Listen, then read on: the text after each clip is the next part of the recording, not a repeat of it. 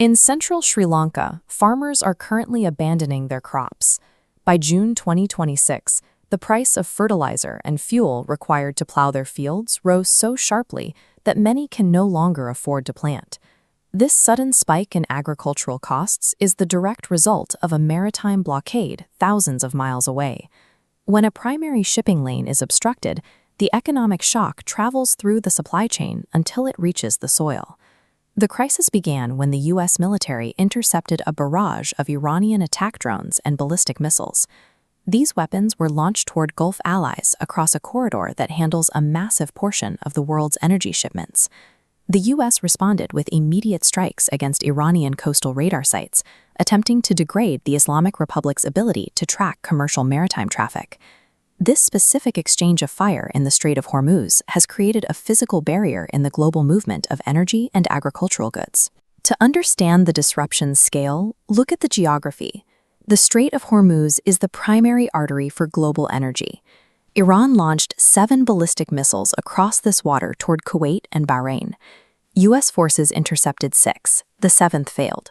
The Revolutionary Guard targeted 2 specific locations, the Ali al-Salam Air Base in Kuwait and the headquarters of the U.S. Navy's 5th Fleet in Bahrain.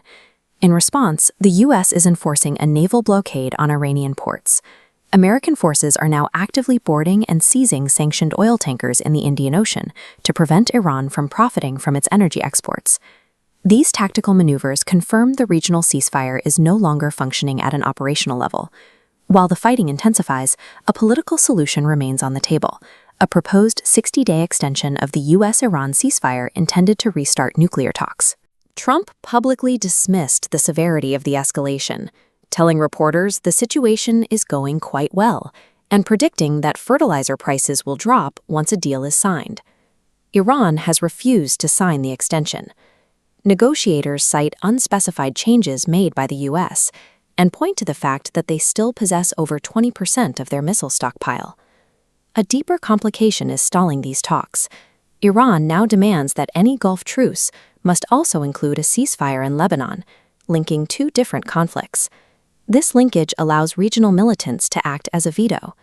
Hezbollah has already rejected a separate U.S.-brokered deal meant to end fighting between Israel and Lebanon. As diplomacy stalls, the Israeli military continues to strike villages across southern Lebanon, which further complicates any attempt to reach a comprehensive peace deal in the Gulf. The path toward lower global energy prices is obstructed by the warships in the Strait of Hormuz and the militant strikes 1,000 miles away. These 3 crises, the physical blockade, the stalled diplomacy, and the proxy war, now function as a single system that dictates the flow of global goods. For the Trump administration, this creates a domestic political crisis. Rising energy costs are posing a significant problem for the Republican Party as the midterm elections approach. For the farmer in Sri Lanka, the result is more basic. As long as the standoff continues, resources to grow food remain out of reach. This standoff demonstrates how localized military friction can dictate the cost of living for the rest of the planet. In an era of interconnected logistics, the disruption in a single shipping lane effectively sets the price of survival.